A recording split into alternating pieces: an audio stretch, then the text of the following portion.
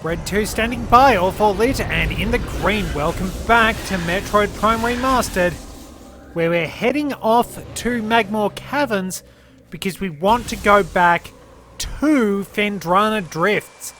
You might remember that there was a pathway we couldn't go through because we needed the Ice Beam, not too long after we'd beaten Thardus. We are now on the way to that particular area, which is where you wind up being supposed to go after you investigate the frigate. You're supposed to remember that you can go there. And by the gods, I am never ever going into the crashed frigate again. Stupid bastard slow ice beam. Because that, getting out of there, as you're just about to see, was one of the most irritating, bothersome, tedious and slow things I've ever had to do, and the stupid gel zaps didn't help. Why did I do this? No! No! No, you So,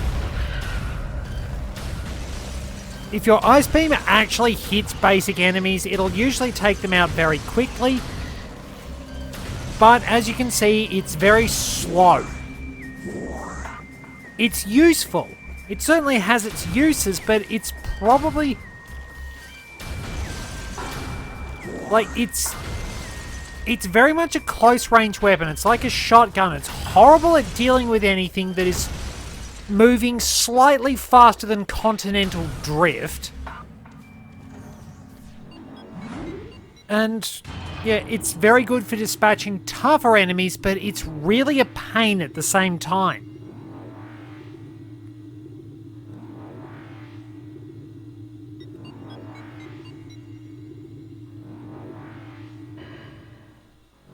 Okay, now let me check my map. That's the way I want to go. However, do keep it on hand in Magmore Caverns. Magmores don't like ice attacks. And there are some other perks to having it around too. Stupid control scheme. Sometimes, yeah, sometimes when you are on the... on spider ball rails and the like, they'll just stop for they'll just change direction for no reason. So yeah, you can freeze those flamethrowers you see around,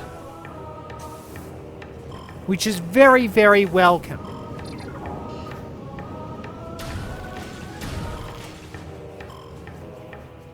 Alright, so if we have to go the long way, we might as well sweep the area of the puffers and continue on.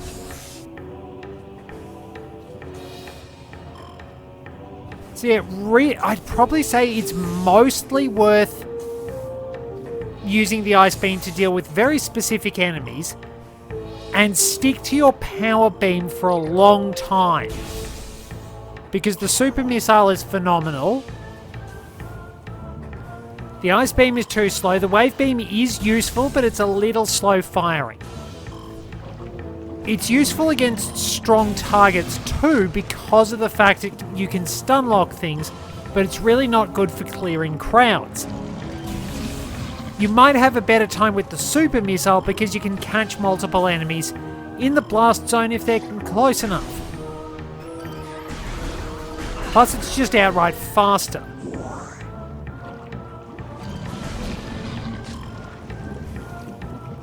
Which is always a boon. If you're a good shot, maybe you can freeze enemies.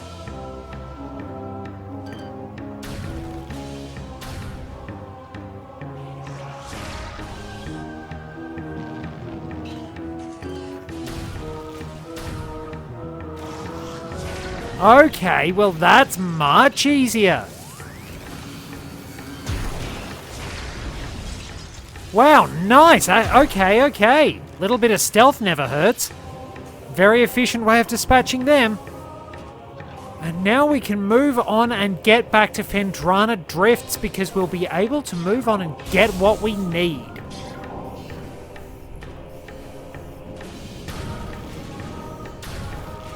And I think you figured it out by now. It is time to get the gravity suit. We're going to have purple shoulders. And we're going to have a much better time moving underwater, along with a bit of extra damage reduction.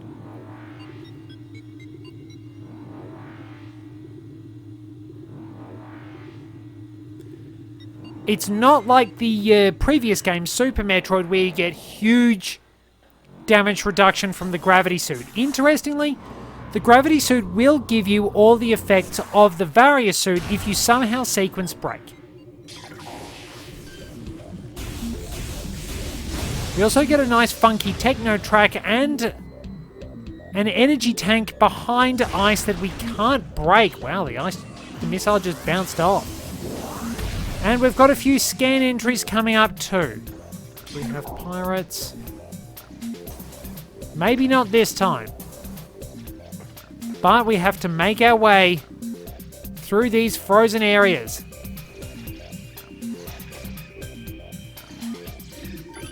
Are there ice parasites? I do have those.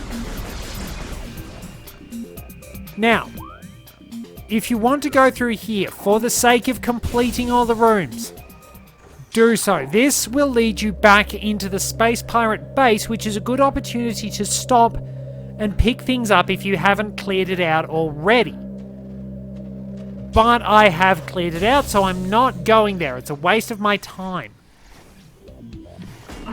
It's also slightly annoying. So we have to go further on down through this door, I believe. Because we can't access the one at the bottom because that's underwater.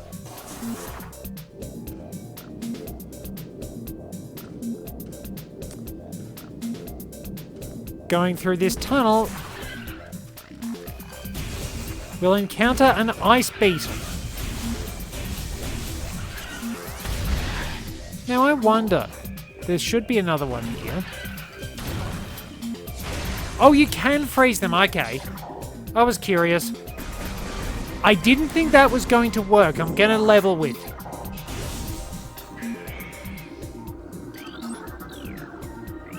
So we'll grab this scan entry. This is the Glider, a docile airborne creature with unusual magnetic properties. Gliders live a relatively peaceful existence. They have a magnetic signature attuned to common grapple beam technology. The sport of glider riding involves using a grapple beam to attach to a glider, then staying on it as long as possible. You also might have heard a certain familiar shriek, and there was something red that moved by. Excuse me! Geez, that took a lot of energy. This is a Hunter Metroid. Adolescent Metroid energy siphon tentacles increase its threat level. As Metroids develop, they become more efficient predators. Energy-draining tentacles allow them to attack at a distance. Quick to anger, a Hunter Metroid will charge troublesome prey and attempt to ram them into submission. Cold-based attacks are still quite effective against these creatures. Now, there was something that just threw a lot of people off when it came to the Hunter Metroids. Fans of Metroid 2 were afraid that the entire biology of Metroids had just been retconned. That they'd essentially ignored everything about the Metroids from SR388. No, I can't hit the right spot. And we won't be able to for some time. Now, these do give us a bit of extra maneuverability. This is a save room, if I remember right. Yes. But yes, it was ultimately made clear that Hunter Metroids, the reason we need to wait to hit that particular stalactite is because there's a missile expansion under the ice. Hunter Metroids do not actually occur naturally. While Metroids do need an environment very similar to SR388 to become the Alpha, Gamma, Zeta, and Omega Metroids, and eventually a Queen Metroid if they have the right DNA, Hunter Metroids are not retconned Metroid biology, but rather they are the result of the Space Pirates mutating the Metroids. they are entire... Wow, I splattered something else in there. So Hunter Metroids are entirely because the Space Pirates decided it was a really good idea to start buggering around with Metroid biology and experiments involving them. So, we can roam around a little bit in this area. We can go up if we need to, but there's nothing here for us at the moment. We are out on Fendrana's edge and we need the grapple beam to proceed through the upper parts. So, underwater we'll find a few gel zaps. You can die. That's the suction part of their attack is so annoying.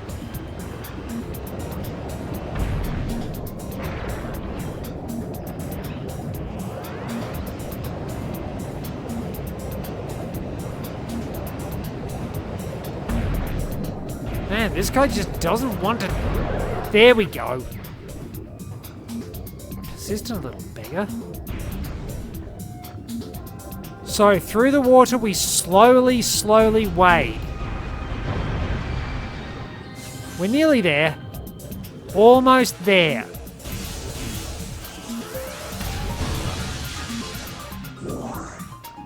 So we'll find a couple of caves where they have apparently been storing Metroids.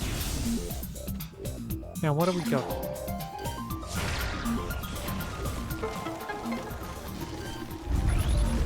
Good, I did scan those, so this... Not only does it activate some grapple points, but we can proceed. Oh, good. Yeah, so like the Magmors, these particular stalactites can wind up crushing gel zaps, which is very satisfying. Oh, I needed to shoot another one, didn't I? Crumbs. Oh well, back around I go.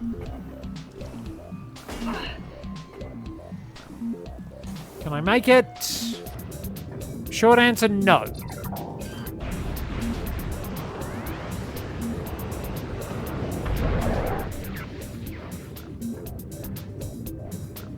It also gets really hard to see underwater sometimes.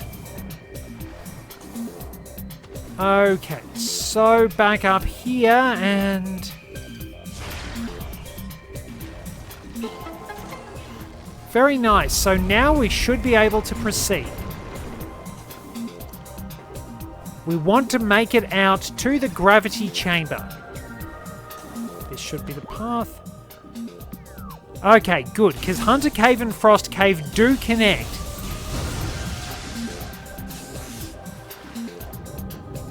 Underwater we go, and navigating the area is a pain in the butt. Because we're wading through, we have very poor visibility, we have Aqua Reapers.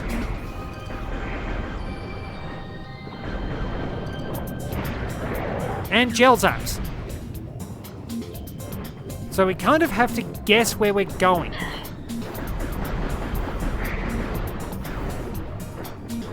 And I can never quite figure it out. I think we have to go this way. It's interesting that we have those fish frozen in ice. Kind of unique.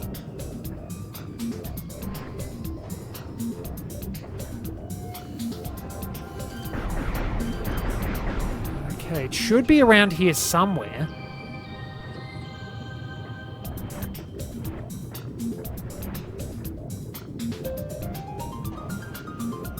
I think do I have to make it past these? Yeah, you can barely see here. Might have to make it past the Aqua Reapers. Ah, yes. What's stopping me from jumping? Oh, there it is. There we are. Q, purple shot. What is with the jumping? Anyway, Q, purple shoulders. Q, being able to move and see in liquid environments. so much better and my favorite suit design in the series.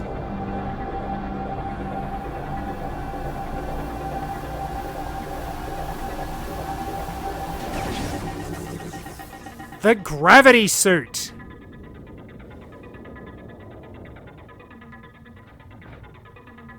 Very nice. Very, very nice.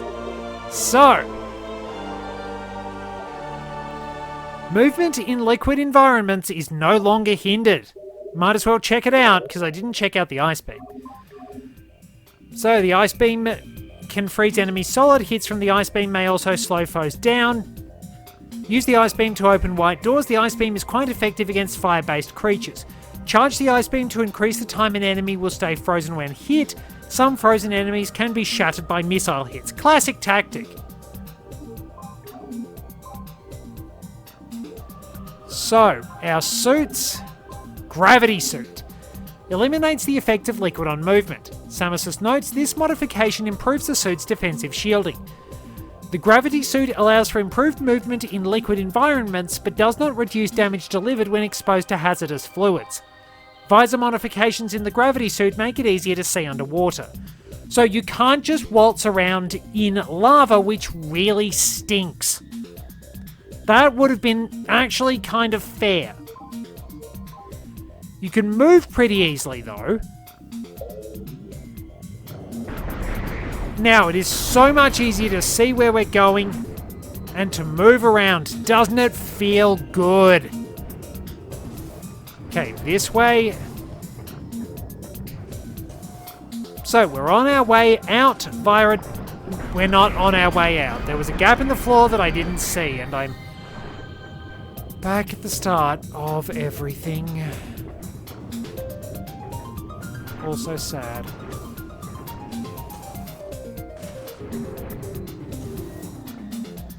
Alright, stay on the ice. Just stay on the ice. We're good to go. So, there is something we can come back here for.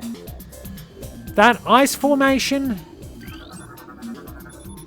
Oh, hang on.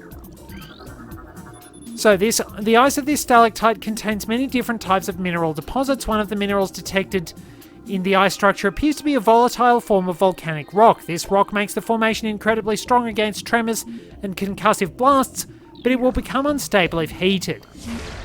So there we go. Missiles don't work. We can hit it with the plasma beam. Oh, and just to make life worse, security drone.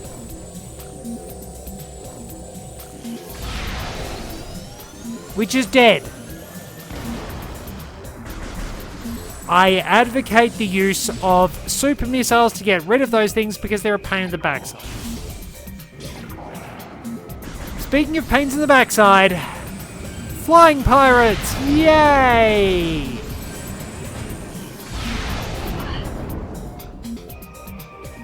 Now, there isn't anything else I can shoot down here, is there?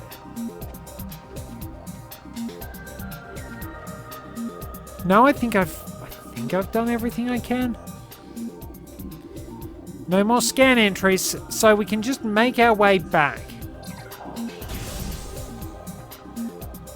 Via a series of pretty neat underground rooms.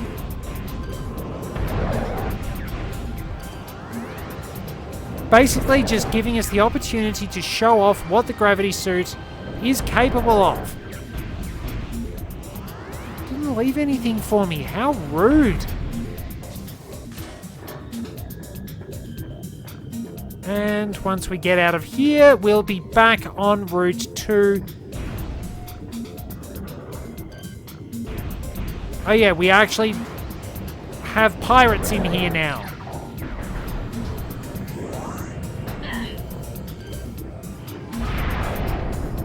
You can go splat, and your buddy, when I find him, can go splat as well.